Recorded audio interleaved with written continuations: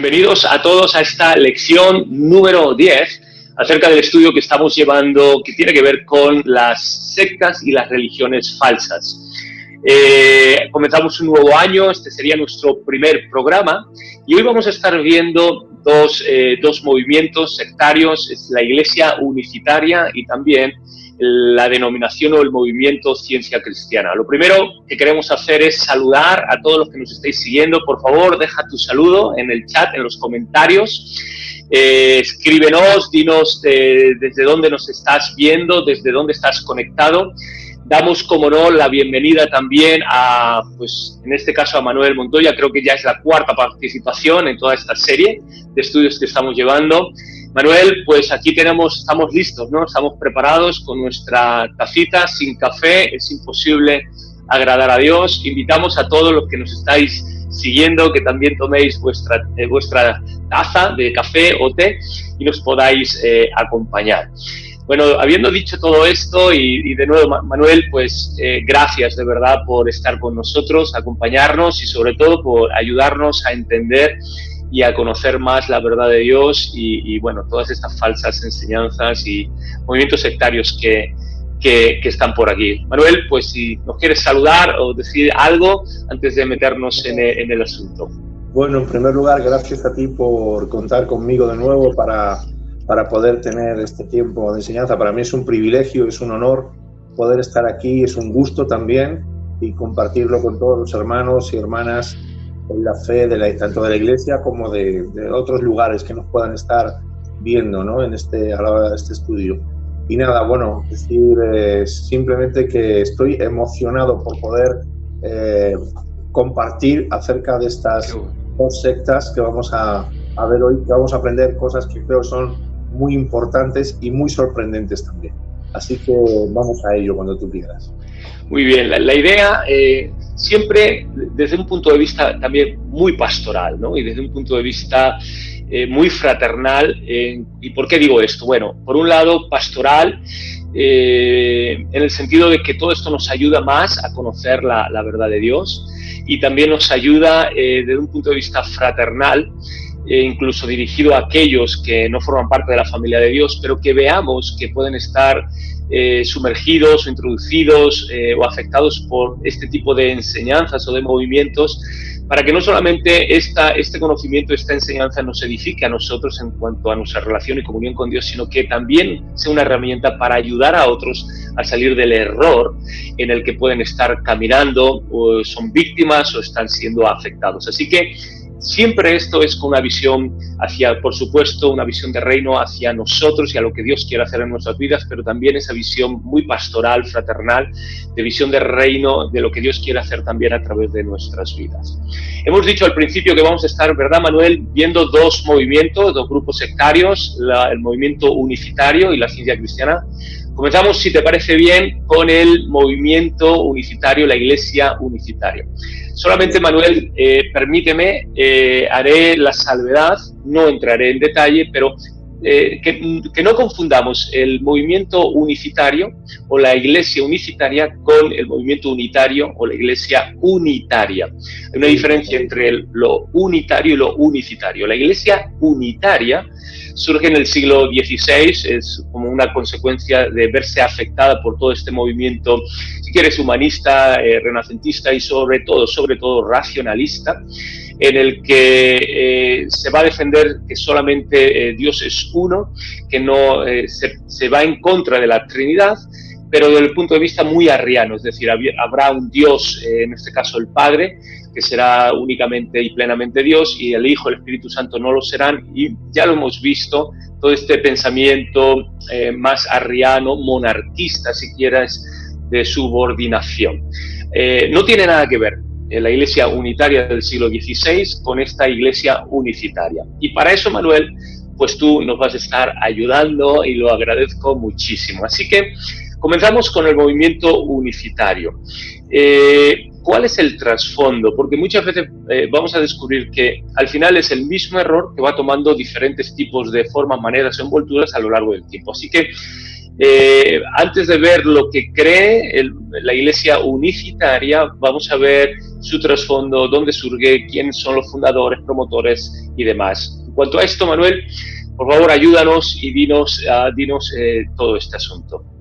Bueno, pues lo vamos a desgranar, lo vamos a ver y va a haber muchas cosas que, como tú dices, nos van a sonar de otros movimientos que hemos visto, otras sectas, otros estudios que hemos visto anteriormente. Este movimiento en concreto, en muchos aspectos, contiene doctrinas y enseñanzas ortodoxas protestantes y evangélicas, pero como vamos a ver, se desvían en su doctrina de la deidad y del bautismo. Incluso para muchos este movimiento no se llega a considerar como secta. Hablamos de los solo Jesús o el movimiento pentecostal unicitario, también conocido como la teología de la unicidad. De este movimiento podemos llegar a decir que sus inicios están en el siglo III después de Cristo con Sabelio, que ya nos sonará este nombre, ¿verdad? Recordemos que él era un presbítero de la iglesia en el norte de África que negaba la Trinidad. Para él Jesús era el mismo Dios del Antiguo Testamento, creía en una única persona de la deidad. Por consiguiente, para él Jesús tenía otros nombres, Padre, Hijo y Espíritu Santo, como nos dice en el modalismo también, y recordemos que el modalismo enseña que Dios se ha revelado a sí mismo en tres modalidades o formas diferentes, o momentos, no en tres personas, un solo Dios en tres personas, sino en tres diferentes formas, modalidades o momentos. A veces como Padre, otras como Hijo, otras como Espíritu Santo, hasta que esta herejía desaparece en el siglo IV después de Cristo. Siglos más tarde, esta doctrina resurge de su destierro. Nos entramos en los años 1914, en un contexto donde había estallado la Primera Guerra Mundial. Los testigos de Jehová seguían profetizando que ese año venía Jesús. Claro. Y bueno, pues el fundador de las Asambleas de Dios, E.N. Bell, se apartó de este movimiento y lo rechazó. Todo empieza por un campamento realizado en Arroyo Seco.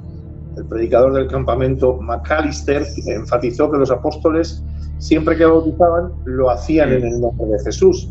Es decir, que nunca usaron o hicieron mención en el bautismo de las palabras Padre, Hijo y Espíritu Santo. Esto inspiró a John Sepe, que sintió que Dios le había revelado la verdad y realidad del bautismo en el nombre de Jesús. Muchos creyeron al oír todo esto lo que proclamaba este hombre, Sepe, ¿no? Y se han formado denominaciones a raíz de este hombre con distintos nombres. Las tres principales son la Iglesia Apostólica de Fe en Cristo Jesús, originada en México y extendida hacia toda América Latina y Europa también. La Iglesia Pentecostal Unida, que esta yo creo que nos suena mucho a todos, establecida en las dos Américas. Y Luz del Mundo, fundada en México también por Eusebio Joaquín. Así que este es un poco la introducción que podemos dar a esta secta, ¿no?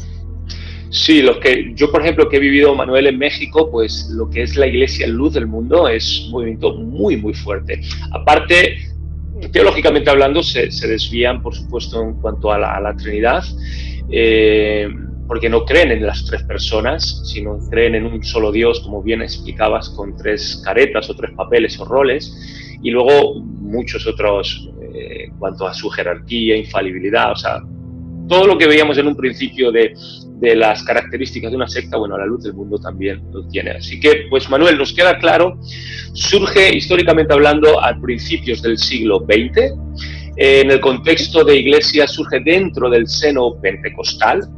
Vemos cómo nosotros, que somos parte de la familia de Asambleas de Dios, el fundador, él se desmarca de esta herejía y es por eso que las Asambleas de Dios son fundadas y surgen. En contraste, en rechazo a todo esto, y eso es bueno, y habla bien de nuestro movimiento y denominación.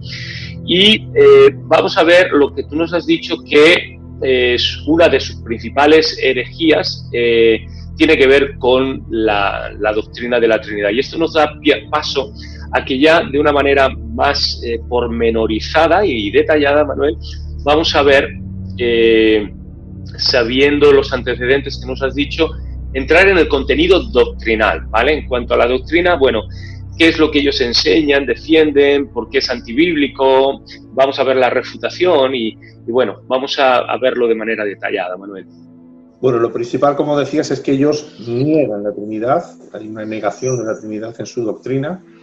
Y bueno, la herejía histórica que más se asemeja a la postura unicitaria en cuanto a la Trinidad es el modalismo de Savelio, ¿no? Como ya hemos mencionado por encima antes y en otros anteriores estudios. Para ellos, Dios no existe eternamente en tres personas, sino que es un solo Dios que se manifiesta de tres maneras diferentes. La diferencia es que Savelio no consideraba las manifestaciones simultáneas, sino sucesivas. Es decir, no al mismo tiempo, sino una tras de otra. En un momento era el Padre, en otro momento era el Hijo, en otro momento era el Espíritu Santo, pero no al mismo tiempo. Mientras que los unicitarios creen o defienden que Dios sí puede expresarse al mismo tiempo en tres maneras distintas. Vemos que rizan el rizo en contra de la lógica y de la Biblia, claro, para forzar sus ideas, ¿no? Se fundamentan en algunos pasajes, como por ejemplo Deuteronomio 6:4, que dice: Oye Israel, Jehová nuestro Dios, Jehová uno es. O Éxodo 20:3, que dice: No tendrán dioses ajenos delante de mí. O Isaías 44:6, que dice: Así dice Jehová, Rey de Israel, y su Redentor, Jehová de los ejércitos: Yo soy el primero y yo soy el postrero, y fuera de mí no hay Dios. Como vemos en estos pasajes nos hablan de que Dios es uno. Lo central de esta doctrina estaría en el nombre de Dios. Conforme este movimiento iba afianzando sus ideas y posturas doctrinales, llegaron a afirmar que el Padre, el Hijo y el Espíritu Santo son tres nombres de Jesús. Ellos aseguraban... De ahí sale solo Jesús, ¿verdad? De ahí viene solo Jesús, ¿no? Ellos aseguran que las discrepancias que encontramos en Mateo 28:19, que es el conocidísimo pasaje de la Gran Comisión, ¿no? Que Jesús nos encarga ir y bautizar en el nombre del Padre, del Hijo y del Espíritu Santo, hacer discípulos, no bautizar, en el nombre del Padre, del Hijo y del Espíritu Santo. Y también en Hechos 2:38 se debe a que Padre, Hijo y Espíritu Santo son nombres singulares para Jesús. Así que bajo ningún concepto ellos ven tres personas, un solo Dios y tres personas, sino que ven un solo Dios y tres manifestaciones diferentes, ¿no? Claro. Ellos oran al Padre en el nombre de Jesús porque afirman que los pasajes en los que Jesús ora al Padre no enseña que haya otra persona de la deidad, sino que es Cristo hablando consigo mismo, o que la deidad puede manifestarse simultáneamente en las formas del Hijo, del Padre o del Espíritu Santo, tal como dijimos antes, para distinguirse del sabelianismo tradicional o del patripasionismo, que es otra corriente, otra tendencia, ¿no? Parecida. Claro, lo que ellos hacen es envolver su herejía y querer hacer de facto que hay tres personas, pero envuelta, o darle una envoltura de más hacia la Trinidad, pero en el fondo, cuando quitas esa envoltura, es como ese caramelo, ese bombón de chocolate que está relleno de veneno. En el fondo, al final, lo que te dicen es que no hay tres personas. Es importante que conozcamos todo esto y también que conozcamos, Manuel, la contraargumentación, ¿no? y la refutación, y que todos estos movimientos pues están presentes. Hemos dicho, están más presentes de lo que a veces pensamos. Hemos dicho, mencionábamos algunas denominaciones. Aquí en España, por ejemplo, la denominación, la FIAPE, Iglesia Apostólica Pentecostal de España, pues es un movimiento unicitario. Mega iglesias, como puede ser la Casa del Alfarero en Dallas, con el pastor T.D. Jakes. Recordemos, T.D. Jakes, para los que no lo sepan, él fue ordenado dentro del movimiento de la Iglesia Unicitaria, y en su declaración de fe lo puedes ver claramente que ellos no creen en la Trinidad, sino creen en un solo Dios que se expresa a través de tres manifestaciones, aunque, por ser también honestos, T.D. Jakes en los últimos años sí que cada vez ha abrazado más esa postura ortodoxa y se está desligando y apartando de la doctrina unicitaria, pero desgraciadamente no llega a ser claro. Y perdonar que también ya insista, pero es que aquí en Ciudad Real Capital en la Iglesia Pedrera Baja nos han puesto, o hay una iglesia también unicitaria, apostólica, pentecostal, que defiende justamente esta herejía y esta falsa enseñanza del sabelianismo, el modalismo, ¿de acuerdo? O que no existe la Trinidad, ¿de acuerdo?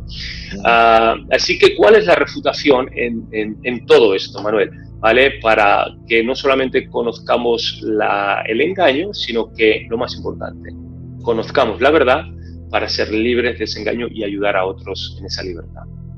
Pues lo bueno de esto es precisamente que se puede refutar, ¿no? Son refutables cuando vamos a la palabra. Bueno, en el Antiguo Testamento encontramos el plural majestático de la divinidad. Allí dice, hagamos al hombre a nuestra imagen, Génesis 1:26. He aquí el hombre es como uno de nosotros, Génesis 3:22. Descendamos y confundamos allí su lengua, Génesis 11:7. ¿A quién enviaré y quién irá por nosotros? Isaías 6:8. Todo en plural, claro. Si a este plural se le atribuye que es Dios hablando a los ángeles, esto pondría a los ángeles al mismo nivel que Dios. Así que no es Dios hablando consigo mismo, no es Dios hablando con los ángeles, sino que es la Trinidad hablando entre ellos, ¿no? Podemos aportar una serie extensa de pasajes que nos presentan a Dios como uno y además como tres personas distintas, Padre, Hijo y Espíritu Santo, que es la doctrina correcta y la doctrina sana en la que nosotros creemos, ¿no? Los tres comparten los mismos atributos y la misma naturaleza, por consiguiente, estos tres constituyen el único Dios. Y vemos, bueno, pues una serie de versículos, Lucas 1:35, Lucas 3:22, Lucas 10:21, Mateo 3:16-17, en fin, hay una serie de versículos en los que podemos apoyar perfectamente todo esto. Manuel, si te parece bien, los dejamos ahora sobreimpresionados para que se queden grabados, donde se ve claramente que la Trinidad, el Padre, Hijo y Espíritu Santo, aparecen como personas distintas, interactuando o actuando simultáneamente, y ahí los tenéis, ¿de acuerdo? Para que la gente en la casa lo pueda leer con calma, y por motivos del tiempo pues no nos alcanza. Y luego tenemos lo que llamamos las fórmulas ternarias o trinitarias, ¿no? En las Escrituras encontramos pasajes que hacen mención implícita del Padre y del Hijo y del Espíritu Santo. Por ejemplo, Mateo 28:19, la gran comisión, ¿no? Por tanto, id y haced discípulos a todas las naciones, bautizándolos en el nombre del Padre y del Hijo y del Espíritu Santo. Ahí están las tres personas de la Trinidad. O 2 Corintios 13:14, que dice, la gracia del Señor Jesucristo, el amor de Dios y la comunión del Espíritu Santo sean con todos vosotros. Y para mí el que es uno de los más claros, que es 1 Juan 5:7, dice, porque tres son los que dan testimonio en el cielo, el Padre, el Verbo y el Espíritu Santo, y estos tres son uno. Yo creo que en este versículo está la Trinidad descrita de una forma tremenda, ¿no? Luego tenemos varios pasajes que nos muestran que la Trinidad se compone de tres personas, por lo tanto debemos considerarlos, ¿no? Por ejemplo, Juan 14:16-31 nos habla de Cristo, habla de la Trinidad, aquí en estos pasajes, o Juan 3:16, 17 y 24 se define como enviado del Padre, o Juan 5:19, 30-36, las obras las hace el Padre, Juan 5:22, el Padre le entrega el juicio al Hijo, o Marcos 13:32, el Padre sabe el día, pero el Hijo no, o Marcos 1:35, ora Jesús al Padre, Hebreos 4:14, intercede ante el Padre, en el bautismo aparecen los tres miembros también, y en Hechos 10:38-42 los apóstoles creen en la Trinidad y lo expresan, ¿no? Entonces todos estos pasajes los tenemos que tener también en consideración.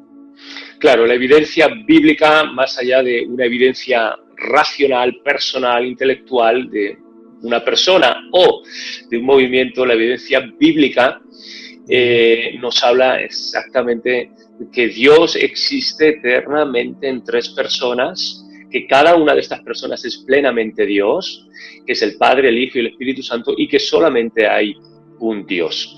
Y viendo esto, ¿de acuerdo? También comentabas, Manuel, me está viniendo ahora a la mente, comentabas y dijiste, creo que al principio, corrígeme si me equivoco, de que este movimiento también es conocido como solo Jesús, y que para ellos era muy importante el nombre de Jesús. Danos, por favor, más detalles sobre esto, porque sí que, bueno, yo en lo personal sí que lo he conocido. Tal vez las personas que nos estén oyendo, a lo mejor algunos sí, otros no, pero este movimiento de solo Jesús, ¿por qué es tan importante el nombre de Jesús? ¿Por qué solamente solo Jesús? ¿De acuerdo? Fíjate, contar una pequeña anécdota muy corta, que me ocurrió en el tercer año de pastorado en Bolaños de Calatrava. Resulta de que un día a la reunión de estudio bíblico se nos presentan un grupo como de 10 o 12 personas que venían, quiero recordar que de Bolivia, al estudio, y mientras estábamos estudiando, no recuerdo muy bien qué es lo que estábamos dando aquel día, uno de ellos me pregunta, perdone, pastor, ¿esta iglesia es unicitaria? Ustedes, no me dijo esta iglesia es unicitaria, me dice, ¿ustedes bautizan solo en el nombre de Jesús? Yo entonces no tenía ni idea de que existía esta secta unicitaria. Y mi respuesta, errada por supuesto, fue, claro, bueno, nosotros bautizamos solo en el nombre de Jesús porque los tres son uno, ¿no? Y son el mismo. Bueno, el caso es que estos hombres, obviamente, nosotros éramos una iglesia trinitaria, pero en ese momento yo no supe explicarlo, no tengo conocimiento, y este grupo de 10 o 12 personas no volvió a aparecer por la iglesia. Desaparecieron, no volvieron a venir, porque dijeron, bueno, estos son unicitarios y nosotros con los unicitarios no queremos.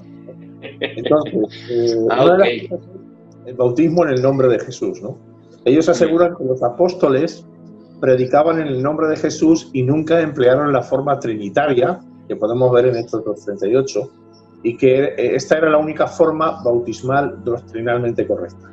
Su fundamento radica en que todos los pasajes de Hechos 2:38, Hechos 8:16, 10:48 y 19:5, donde se encuentran los relatos del bautismo, los bautizados son bautizados únicamente en el nombre de Jesús. Por ejemplo, Hechos 2:38 dice, Pedro le dijo, arrepentíos y bautícese cada uno de vosotros en el nombre de Jesucristo para perdón de los pecados y recibiréis el don del Espíritu Santo. Aquí, como podemos apreciar, toman con literalidad esta mención del bautismo en el nombre de Jesús, pero pasan por alto todo el contexto que está hablando a un pueblo judío, ¿no? Entonces, como refutación, pues podemos tomar el versículo de Hechos 2:38 y decir que aquí se tiene que tener en cuenta que Pedro habla a un contexto judío. Ellos aún no aceptaban a Jesús como Mesías. Por consiguiente, el bautizarse en el nombre de Jesús implicaría que se acepta el cristianismo como doctrina y que se acepta a Jesús como el Señor. Por lo tanto, no es una referencia literal al acto bautismal, sino a la aceptación de la doctrina cristiana, ¿no? Y no es una negación a que no existen tres personas, es un énfasis muy particular, estratégico, como estás explicando, sobre una de las personas, pero no es una negación del resto. Claro. Entonces, a pesar de centrarse en este único pasaje para justificar que el bautismo solo debe ser en Jesús y además negar la Trinidad, versículos anteriores nos hacen mención de las personas de la Trinidad. Por ejemplo, a ver. Hechos 2:32 dice, a este Jesús resucitó Dios, de lo cual todos nosotros somos testigos, y vemos que en este discurso de Pedro queda claro que quien resucita a Jesús es Dios Padre. No hace una mención de que se haya resucitado Jesús a sí mismo.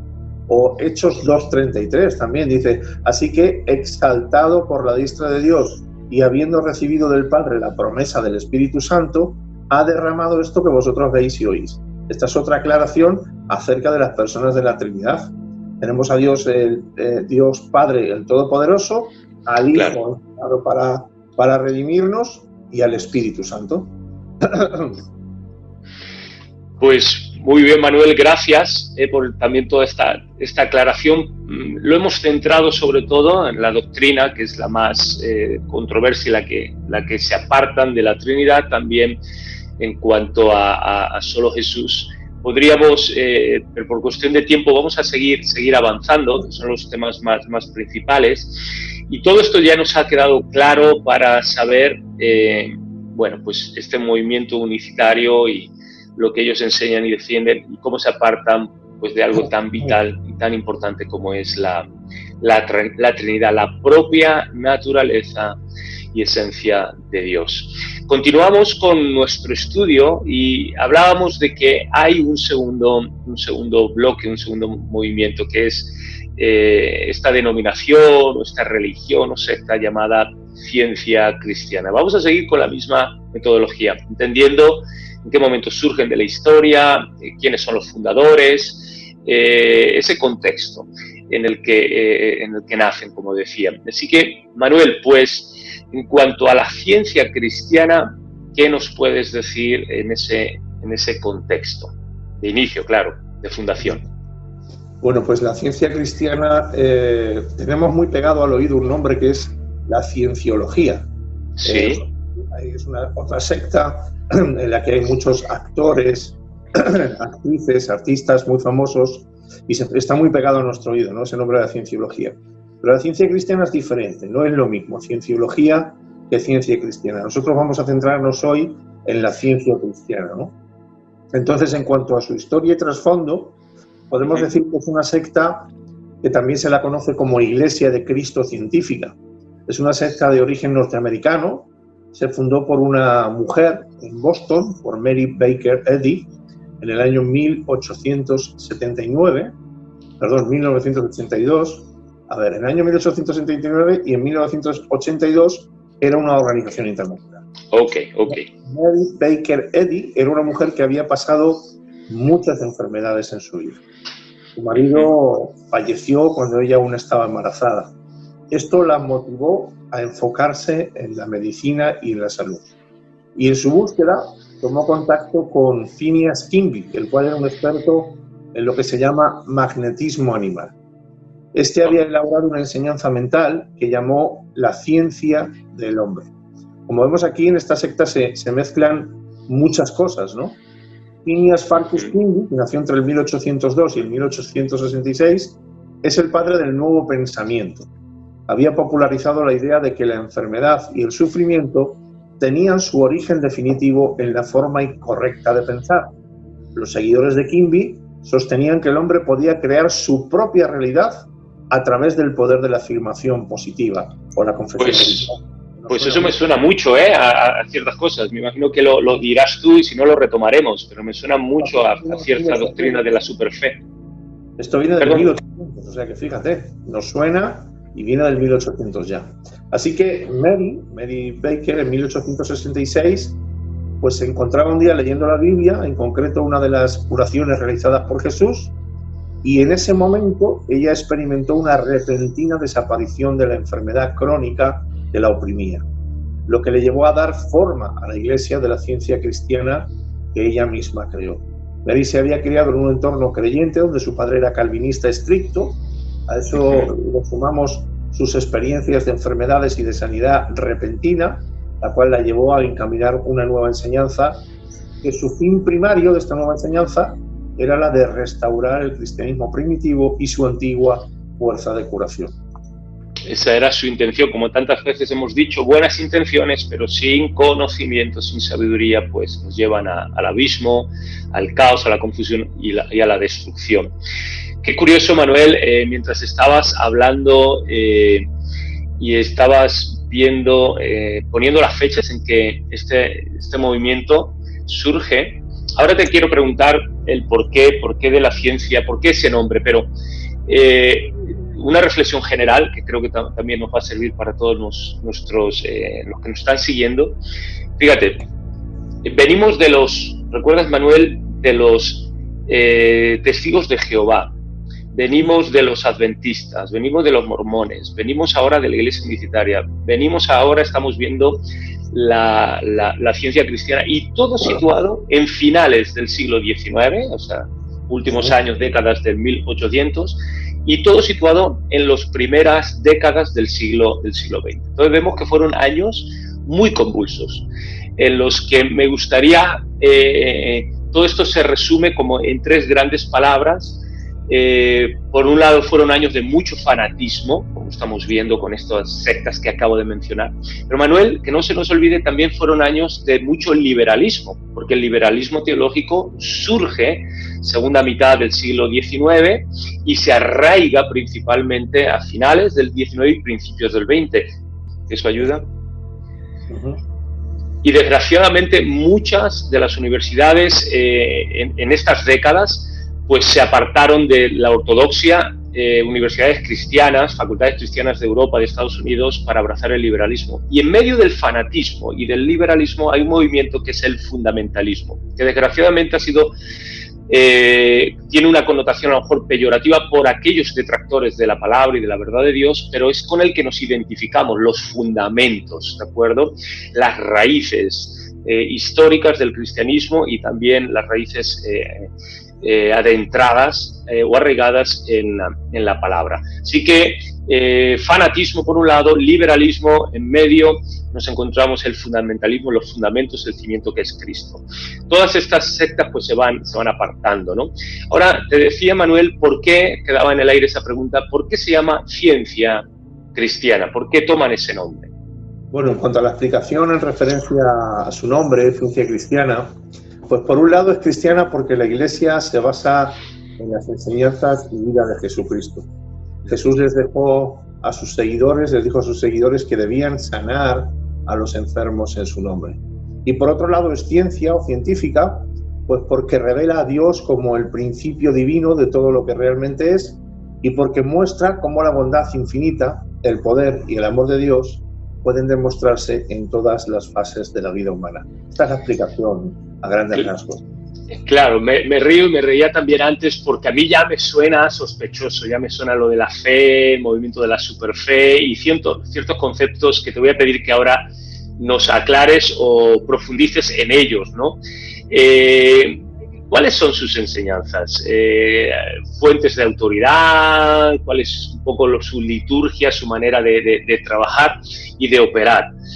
Para irlos, sobre todo, poderlos identificar, sea en nuestras propias vidas o en la vida de otras personas que amamos. Bueno, este movimiento, en cuanto a doctrina, tiene una doctrina que se basa en la filosofía panteísta e idealista, donde niegan la realidad del mal, como el sufrimiento, enfermedad o muerte, además de la realidad del mal moral, o sea, del pecado, ¿no? E incluso niegan la realidad de la materia, que es gnosticismo, ¿no? Recomiendan que no se consulte a los médicos. Los líderes de este movimiento dirigen los sepelios para aquellos que, de acuerdo con su doctrina, no han muerto, ¿no? Entre comillas. Entonces, fíjate el concepto que tienen. En cuanto a su fuente de autoridad y liturgia, en principio podemos decir que toman la Biblia como su fuente de autoridad, pero el culto no gira únicamente en torno a la Biblia, sino que también está fundamentado sobre la obra de su fundadora, un libro titulado Ciencia y Salud, y bajo la guía de su Manual de la Iglesia Madre, que es como lo llaman. Este movimiento es un supuesto sistema de interpretación de las Escrituras y en él su énfasis está en la curación de la salud. En estas congregaciones algo muy característico y que sobresale es que no hay pastores ni otros oficiales, como en general encontramos en las iglesias religiosas tradicionales. Únicamente hay lectores y practicantes. Se celebra los domingos ese culto y en él pues se hace una lectura en voz alta de pasajes bíblicos y partes del libro Ciencia y Salud de su fundadora, y esto se entiende como clave para entender las Escrituras para ellos. Fíjate, cómo niegan, cómo Manuel, según nos has explicado, cómo niegan la propia naturaleza de Dios, de un Dios personal, para ser un Dios impersonal, la propia naturaleza de la vida, de nuestra propia experiencia, negando el mal, negando la enfermedad, incluso la muerte, y cómo niegan también la naturaleza y la autoridad de la Biblia como único manual o como única norma de nuestra fe y nuestra conducta, y caen en esos rasgos tan característicos de las sectas donde tienen sus propias revelaciones, ¿no? Así que vamos a seguir ahondando en todo esto, Manuel, porque es importante que lo tengamos claro e identificado. Comentamos antes de que ellos hacen un énfasis muy, muy grande. Tengo todavía dos preguntas, una que va por el tema de la sanidad física y otro que va por el tema de Cristo. Pero ellos hacen mucho énfasis en la sanidad física. Entonces, ya nos has adelantado algo, pero ¿cómo entienden ellos la enfermedad, las causas, el remedio, a todo este asunto de la enfermedad y de la muerte, claro? Pues fíjate, vemos aquí, vamos a ver en estas características cuán confundidos están, ¿vale? Porque para este movimiento la enfermedad es consecuencia de ideas erróneas y de la sobreestimación de la materia que deben ser curadas con la fuerza espiritual, según ellos. Gnosticismo, claro. Este énfasis en el poder espiritual los llevó a postular que la materia no era creación divina, porque la materia es mala. Esto, por tanto, afectó también a la naturaleza de Cristo, para ellos, ¿no? O según ellos. Entonces, para este grupo no hay realidad, únicamente únicamente la que es la mente o el espíritu. Claro. La enfermedad, según ellos, es un error del hombre, al igual que el pecado. Para ellos, que el hombre enferme, que cometa errores y que peque, es todo una mentira. Es todo un producto de la mente carnal o mortal.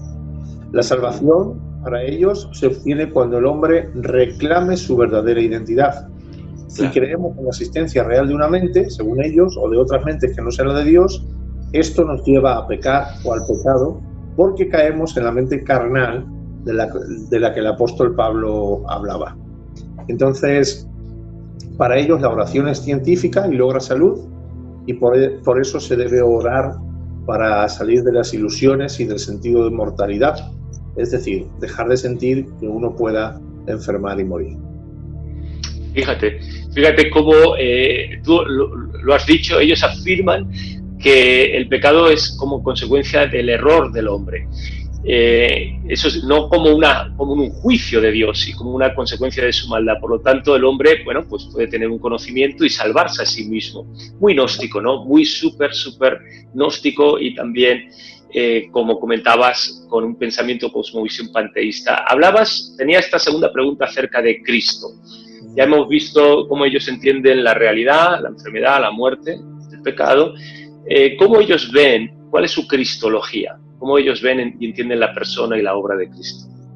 Pues claro, si ya vienen de un error, un árbol que está torcido no lo podemos enderezar, ¿no? Se torce cada vez más. Pues esto es lo que le ocurre en cuanto a la deidad y en cuanto a Cristo, ¿no? Este movimiento no identifica a Jesús con Dios, pero a Cristo, quien para ellos es el principio de la mente, lo identifican con Dios. Apreciamos cómo tiene una fuerte influencia gnóstica, ¿no? Claro. Como vimos en el apartado anterior, la materia para ellos es mala, por tanto, Jesús, en cuanto a que es humano, tiene una parte humana, no podía ser Dios, pero sí divino, según ellos, por su filiación divina. Al igual que los humanos, podemos ser partícipes de dicha filiación. Entonces, para este movimiento, Dios es la mente divina, la fuente y la sustancia del verdadero ser del hombre. La mente o el espíritu es causa. El hombre y el universo son efectos. Entonces, la materia es solo un falso, para ellos es solo un falso sentido de sustancia, ¿no? La victoria auténtica que deviene en salud consiste en entender que todo es falso y aparente, y que solo lo espiritual es lo real y verdadero. Ellos aceptan y panteísmo ya hay metido también. Una mezcla. Ellos aceptan la divinidad de Jesús, pero únicamente en el sentido de que Él fue el Hijo de Dios y que la misión de Cristo para este mundo fue la de traer redención a la humanidad y librarnos de la creencia en la mortalidad, demostrando al hombre que su verdadera identidad es espiritual. Entonces, para ellos Jesús no realizó milagros como tal, sino que aplicó los principios de la ley natural espiritual, ¿no? Wow, claro. Fíjate, la Trinidad para ellos es vida, verdad y amor. Son el principio trino llamado Dios para este movimiento. Ellos enseñan que Dios es un principio, no alguien personal, no una persona, sino que Dios es todo en todo, como decíamos antes, panteísmo puro, ¿no? Claro, eso es. Para ellos no existe cosa como deidad personal, un diablo personal o un hombre personal. El hombre es y fue la idea de Dios, que es una idea platónica, y la concepción de la mente eterna. donde el hombre estaba en la mente, pero la mente no estaba en el hombre. Es muy similar a la idea de la película Matrix, que yo creo que todos hemos visto. A ver, explica. Todo es mente, la materia es una suposición, un sueño sin soñador, y para ellos todo lo que tenga sentido mortal es eso, solo una ilusión, un sueño, por lo tanto la muerte es una ilusión. Claro, es una simulación, vivimos en una simulación, como bien decías, parecido a lo que ocurre también en Matrix. Y qué importante, porque aquí, si algo la Biblia nos enseña es que es un Dios es un Dios personal, que nosotros somos personas porque justamente hemos sido creadas a su imagen y a su semejanza, y tenemos una voluntad, y tenemos un intelecto, y tenemos unas emociones, y tenemos una conciencia moral de saber lo que está bien y lo que está mal. Y qué triste que tengan un concepto de un Dios circunscrito, limitado a la propia creación, infusionado en ella, un Dios que no es personal. Y si ya hubo un primer apologista siglo II, Justino, que por cierto lo matan como mártir, Justino mártir, él siempre defendió la humanidad de Cristo. Ya ocurrió con Eutiques, el monofisismo, previamente había ocurrido con Apolinar. Hacemos tantas referencias, Manuel, al pasado para que entendamos que al final son 3, 4 engaños, los mismos engaños de siempre, con diferentes envolturas.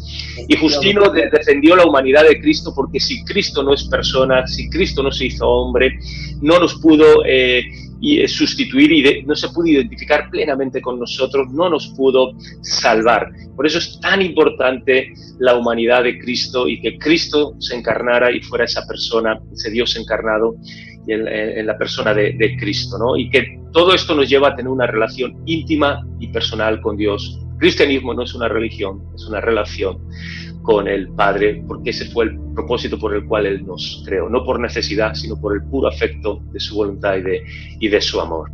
Amén. Manuel, pues ¿a qué conclusión podemos llegar a todo esto? Tenemos ya los últimos minutitos. ¿A qué conclusión podemos llegar en cuanto de manera particular, la ciencia cristiana, y luego pues extenderlo genéricamente? Bueno, pues yo creo que la conclusión a la que podemos llegar es que este es un movimiento que aún existe, pero que también podemos encontrar influencia de este pensamiento platónico sobre los milagros o enfermedades, donde muchos apelan al poder de la mente o de una pseudofe en Dios para que esas enfermedades o males desaparezcan. Wow. Incluso llegan a acusar de que no suceden dichos milagros o sanidades porque no tenemos la fe suficiente, llevando a personas a unas dudas existenciales tremendas sobre su salvación y sobre su fe en Cristo. Incluso hemos podido escuchar la frase: en el nombre de Jesús declara que no estás enfermo. Yo esto lo he podido ver personalmente, he podido ver yo también ministrar así, y después pues declarar, si no recibimos esa sanidad, que si no la hemos recibido es porque no tenemos, como he dicho antes, la fe suficiente, y porque hacemos que no exista dicha enfermedad o mal al no tener esa fe, ¿no? No hacemos que ésta desaparezca, rebajando todo al final a un acto humano y rechazando lo material y lo caído. Yo creo que esta es la conclusión fundamental a la que podemos llegar a grandes rasgos. Y lo hemos visto a nivel local, tanto a lo largo de la historia de nuestra propia iglesia local o universal, ¿no?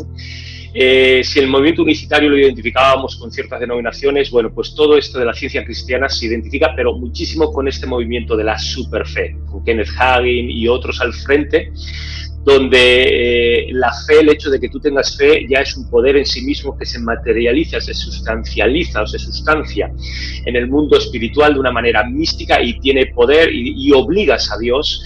Es como que Dios está obligado a hacer ciertas cosas porque tú tienes el poder de la fe y de materializar o sustanciar ciertas cosas en ese mundo espiritual, al grado que niegas la realidad. Bueno, el movimiento de la superfe se nutre y bebe mucho de todo esto.